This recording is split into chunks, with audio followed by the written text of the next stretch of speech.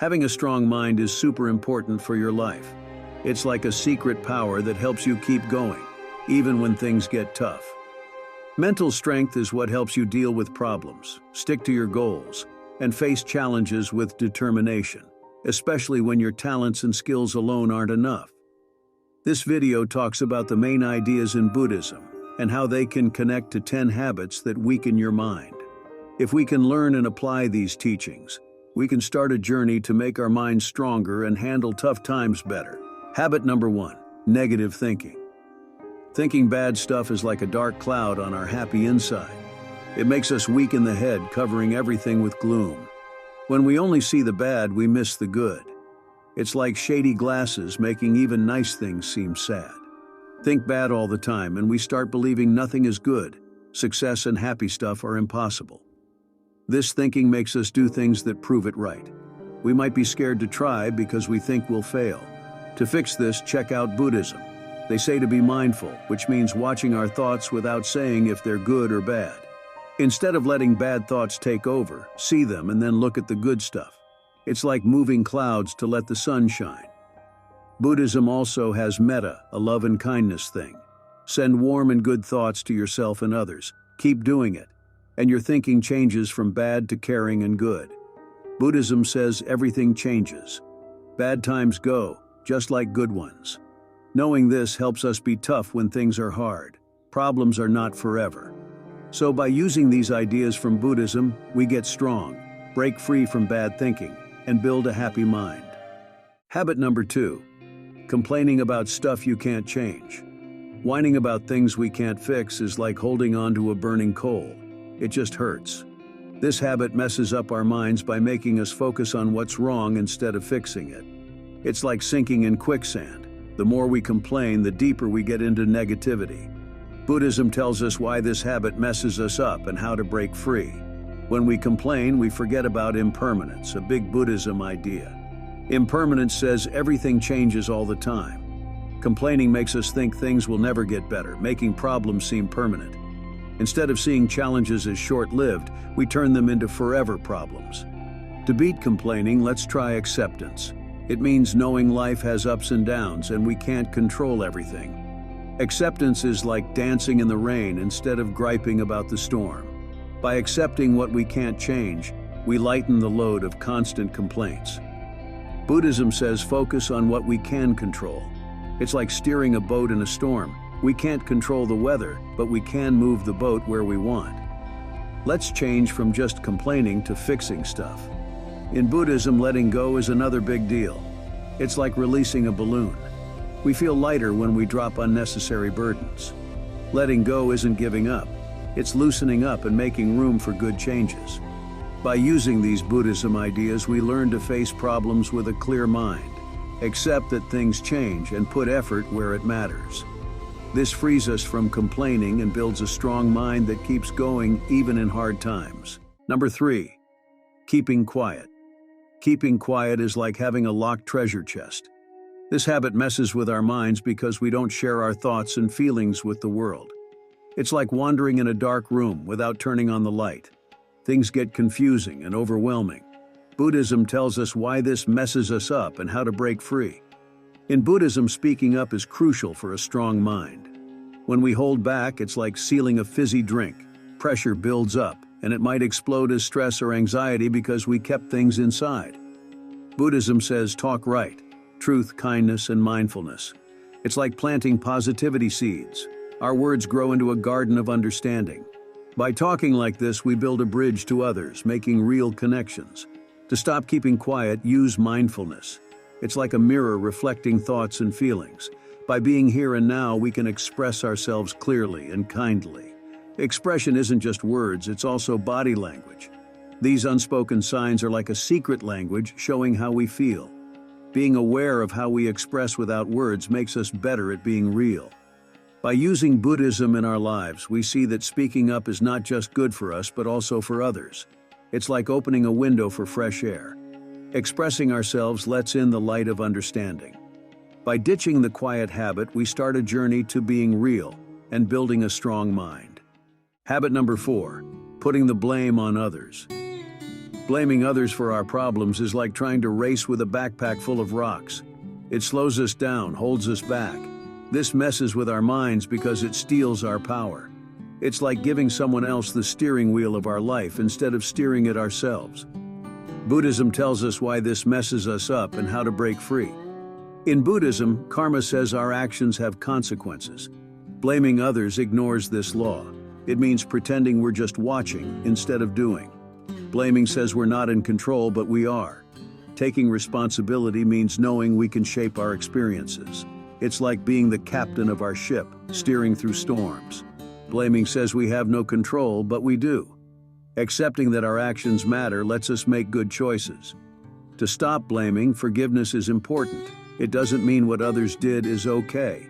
It's about letting go of resentment. It's like taking off a heavy backpack. We feel lighter. Forgiving others and ourselves is a big step to taking back our responsibility. Mindfulness, a big deal in Buddhism, helps us see our thoughts and actions. It's like shining a light on a dark path. We can see where we're going. Being mindful helps us catch ourselves when we want to blame and choose a strong response. Going from blame to responsibility is like swapping rocks for wings. It helps us fly. Using Buddhism in our lives means stepping into our power and taking control. Breaking free from blame isn't just about blaming others. It's about knowing we can shape a good mindset. Turning away from blame and taking responsibility means going on a journey to a strong mind and self-power. Habit number 5, dreaming, not visualizing. Dreaming instead visualizing is like making castles in the sky. They look nice, but there's no strong base. This messes with our minds because it takes us away from the real now. It's like chasing mirages in a desert, and we might never get what we want. Buddhism teaches us why this messes us up and how to move from dreams to visions for a grounded mindset. Dreams often have unreal stuff and wishful thinking. It's like hoping for gold at the end of a rainbow. A nice idea, but not real. Getting lost in dreams is like daydreaming and missing the beauty of now. This messes us up because real life might not match our dreamy ideas. Visualization means making mental pictures of doable goals. It's like having a treasure map and planning to reach our dreams. Buddhism says have the right plan and do the right stuff, matching with good outcomes. By keeping our dreams real, we connect dreams to real goals. Buddhism talks about change always happening. Dreams often hold on to fixed ideas, while visualization goes with life's changes.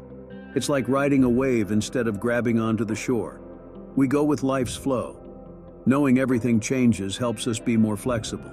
To stop dreaming too much, mindfulness helps. It's like wearing glasses to see now clearly.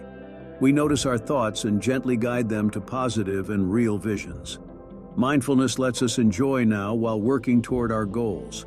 Using these ideas in our lives pushes us from dreams to visions and builds a positive mind.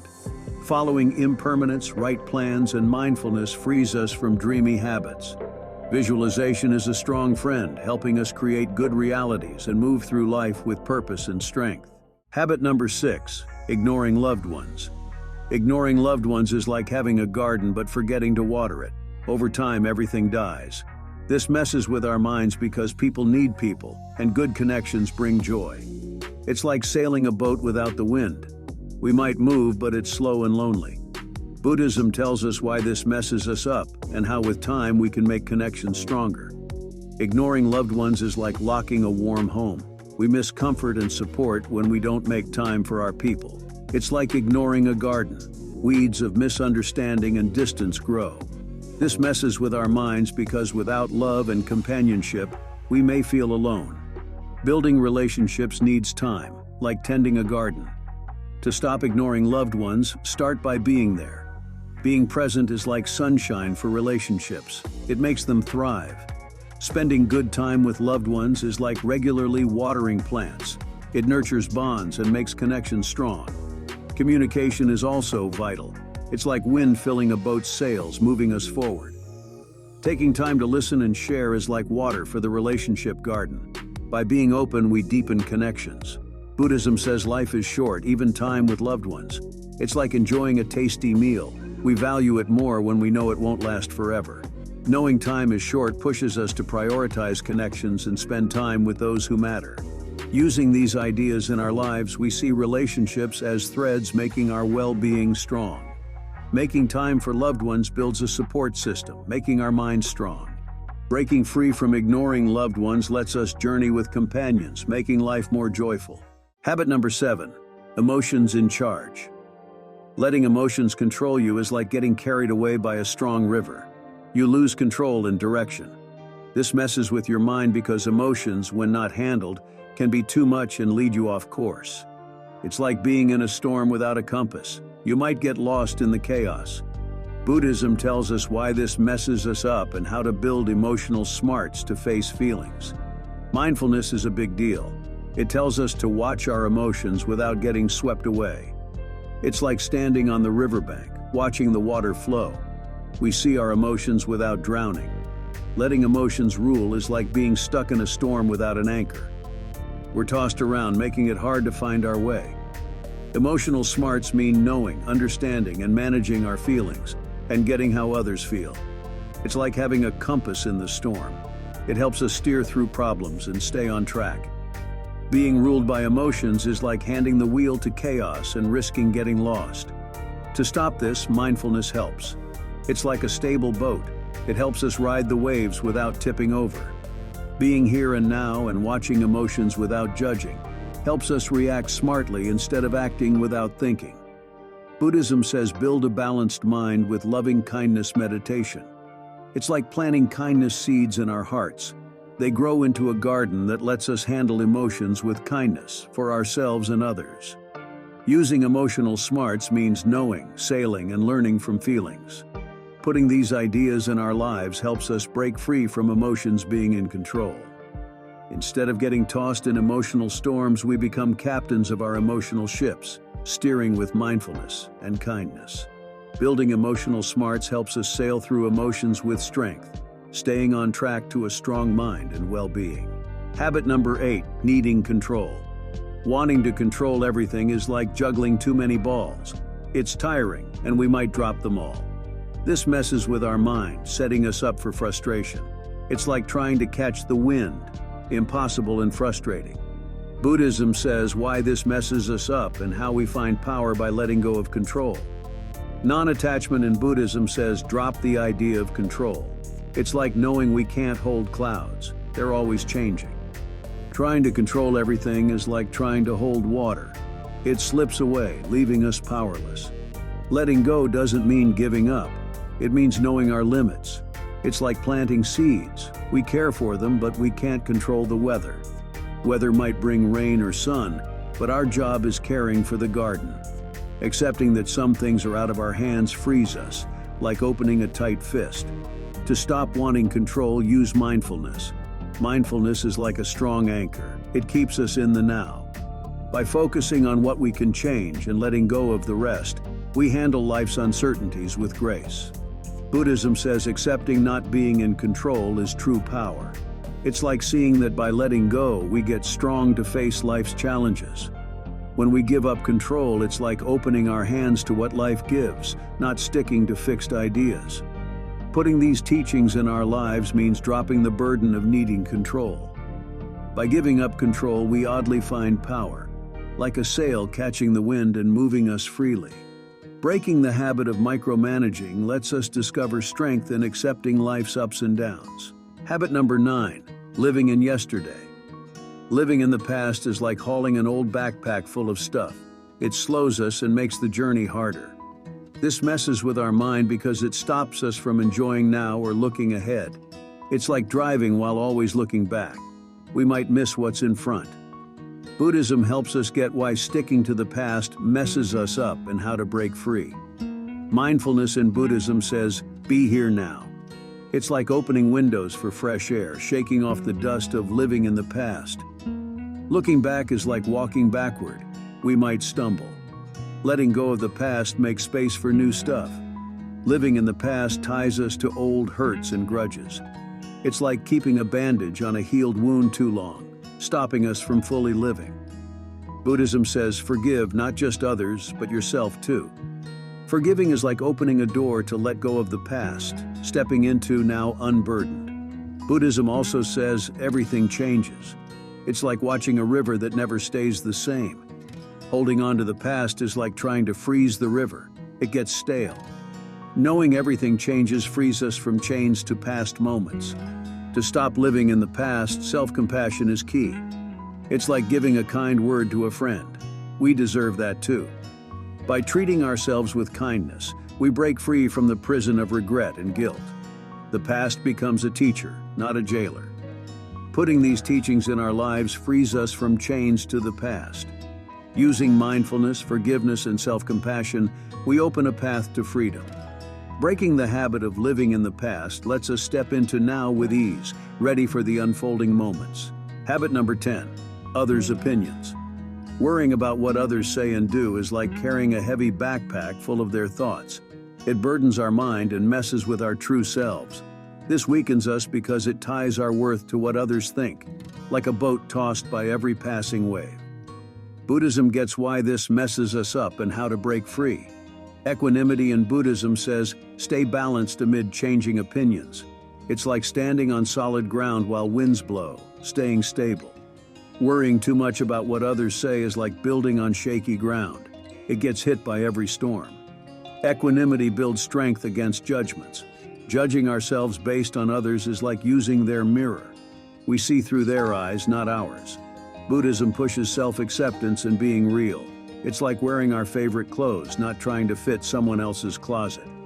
We express ourselves by letting go of needing approval, breaking free from others' expectations. Mindfulness, a big deal in Buddhism, helps us know our thoughts. When we worry about others, it's like getting lost in an opinion maze.